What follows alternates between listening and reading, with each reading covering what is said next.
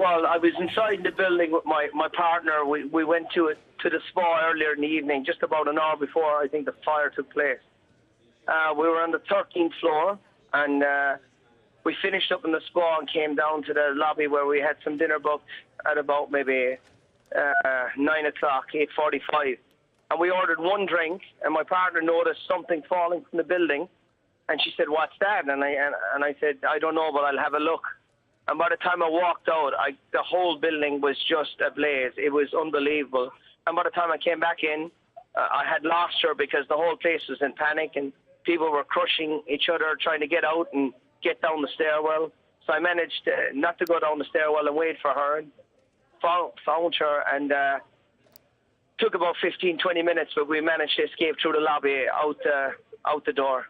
It was, I've never experienced anything like it. It was surreal.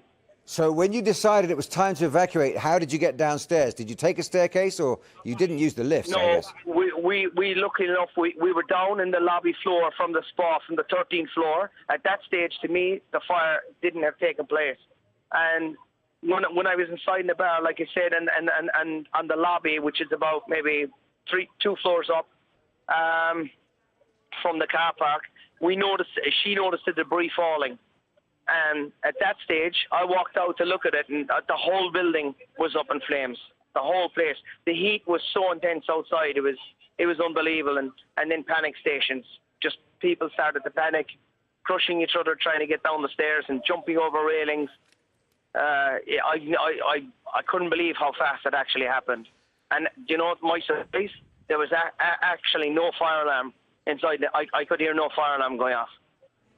So it was just individuals like yourself realizing that the building was on fire and making your own decisions, and that seemed to be instantaneous amongst all the people there.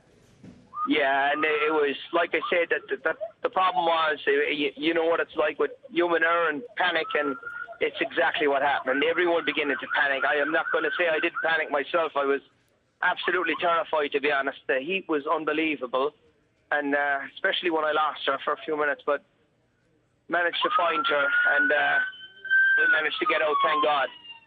Well, thank God indeed. Yeah, we're glad you're safe. We're glad your partner's safe.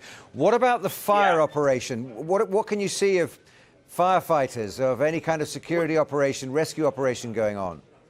Well, yes, everything is here, but as you can imagine, the problem here is that there must be in excess of, I don't know, 1.5 million people here ready for celebrations downtown. I mean, I drove my car tonight, expecting to come home in my car tonight, and it's still in the building, obviously. But and that's the whole problem. Everything is caged off, even from maybe 4 or 5 o'clock in the day, because the celebrations here are immense, as you know, like no other, really. So it took a bit of time, but and I heard there were some struggles, but I'm seeing the firefighters actually on the building now, but you know, they basically did the best job they could under circumstances, you know. And what do you think is going on now then? The fire seems to have got away from them, but we heard earlier that the fire was under control. To be honest, from I'm no expert or fire engineer, but what I can see here is the fascia on the building. It seems to be burning. It really seemed to wind up like paper on the outside. There's debris actually spreading everywhere from it. It just absolutely, I've never seen anything go up so fast.